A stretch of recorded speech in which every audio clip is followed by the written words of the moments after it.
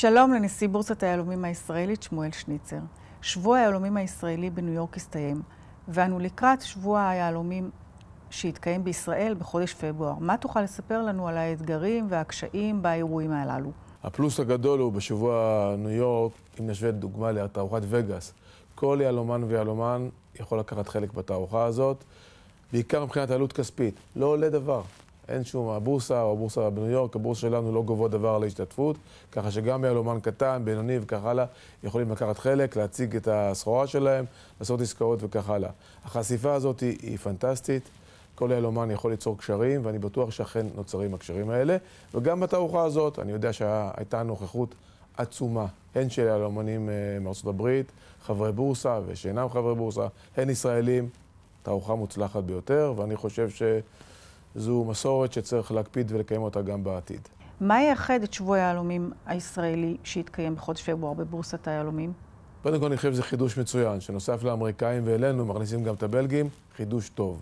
יותר מציגים, יותר קניינים, יותר תנועה, יותר אקשן, מצוין לכולם. דבר ראשון. עכשיו, אני חושב שהשבוע הזה, היות ואנחנו מרחיבים אותו, והיות ואנחנו נשמור על כל האלמנטים הטובים שהכנסנו כאן בשבועות הקניינים הקודמים, אני מצפה שיהיה שבוע מאוד מוצלח, עם נוכחות גדולה. נקווה רק שהעסק יהיה סביר, ואז אני חושב ש-the sky is the limit. השבוע אצלנו הוא עם פוטנציאל הגדול ביותר מבחינת כל השבועות קניינים שנערכים. כיצד השפיעו אירועי הקיץ האחרון על בורסת היהלומים הישראלית? תראי, אני אישית כבר מ-1972 בעסק. תעשי חשבון, זה למעלה מ-40 שנה. ראיתי כבר משברים ביטחוניים שהיו במשך השנים האלה. לצערנו, זו לא הפעם האחרונה, אני חושש. עם כל האופטימיות שמנסים לאחוז, אבל זו לא הפעם האחרונה. משברים היו ויהיו. אנחנו חייבים לחיות עם מצב ביטחוני הנתון. אבל סך הכל אני חושב שגם בזמן הכי גרוע של המשבר הגיעו קניינים לארץ, וההוכחה הטובה ביותר לאטרקציה של המרכז שלנו הוא שכעסו מאוד שביטלנו את שבוע הקניינים שנערך שבוע אחרי שוך הקרבות. בואו נקווה שלא נראה הרבה אירועים מסוג זה, אבל גם כשזה קיים אנחנו יודעים איך להתגבר על כך. תוכל להתייחס בבקשה לנושא התעודות הגמולוגיות ובמיוחד לנושא של EGL?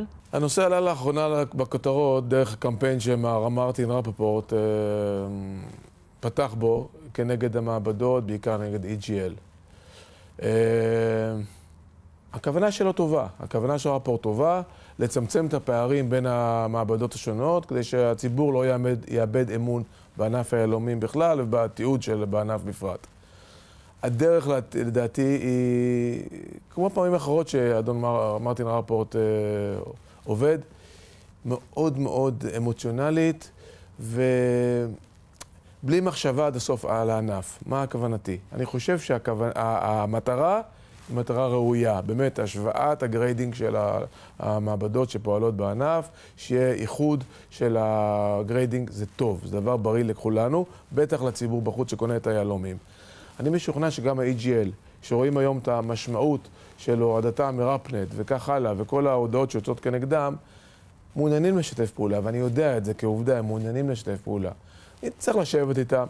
אם הרפורט רוצה לקחת חלק בזה, בבקשה, והזמנו אותו כבר לעשות כך, והוא הביע נכונות. לעשות בהידברות דברים שקשה מאוד להגיע אליהם בצורת זבנג וגמרנו. אני משוכנע שבעזרת השיחות הנכונות, ניתן להגיע עם EGL, גם עם EGL, למצב שונה, שבו התיעוד שלהם יתקרב בהחלט לרמה של ה-GIA, וכך נוכל לפתור את הבעיה, לא בשיטת האלימינציה, לסלק אותה מערכת, אלא בשיטת הכנסתם לתוך המערכת המקובלת של הגריידינג בענף היהלומים. ניתן, צריך טיפה סבלנות ואורך רוח. אנחנו לקראת סוף שנת 2014. מה התוכניות שלך לקראת שנת 2015? יש 3 פרמטרים שאנחנו צריכים להתרכז בהם. הדבר הראשון והדחוף ביותר זה פתרון די יסודי של משבר המיסוי שאנחנו נכחנו בו בשנתיים האחרונות. אנחנו במשא ומתן מתמשך עם רשות המיסים. אנחנו ערב חתימה על חוזה ענפי, הסכם ענפי, שיביא רגולציה של הענף לשקט תעשייתי, עם הסדרים חדשים, הסדרים שענף היהלומים יצטרך לחיות איתם, להערכתי הסדרים מאוד חיוביים. הדבר הראשני, עניין הייצור. אני מאז ומתמיד אמרתי שללא ייצור משמעותי, ייצור, קודם כל, וייצור משמעותי, בענף בארץ, אין שום הצדקה לקיום ענף בארץ. רק כענף שעוסק בסחר זה נחמד מאוד, לא מספיק. לכן אנחנו בימים האלה נפתח בצורה עוד לא פורמלית, אבל כבר התחיל לעבוד. מפעל השירות שלנו שאנחנו פתחנו ביוזמתו של יורם דבש, יו"ר ועדת תעשייה וייצוא, בגיבוי ההנהלה כולה ושלי כמובן. המפעל הזה כבר מאכלס עשרות פועלים. ונוסף לזה, אנחנו מאמנים שם דור המשך לפועלים, כי כמו שאת יודעת, הדור הממוצע של הפועל בתעשייה הישראלית הוא לא צעיר. אנחנו דואגים שיכנסו עכשיו חיילים משוחררים, אנשים מהמגזר החרדי, מאמנים אותם עכשיו בסיוע ממשלתי גם כן, כפועלי העתיד בענף היהלומים, ככה שאנחנו הולכים לחזק גם על ידי המפעל, גם על ידי דור המשך, גם על ידי טכנולוגיה שאנחנו מעניקים בתוך המפעל, החבר'ה שיהיו שם. אנחנו נותנים אפשרות חדשה לגמרי, אופק חדש, ייצורי לענף הזה. אנחנו מתכוונים בסיוע המכון, ההתאחדות, הבורסה, יש כאן שיתוף פעולה פורה, מלא וטוב מאוד בין שלושת הגופים.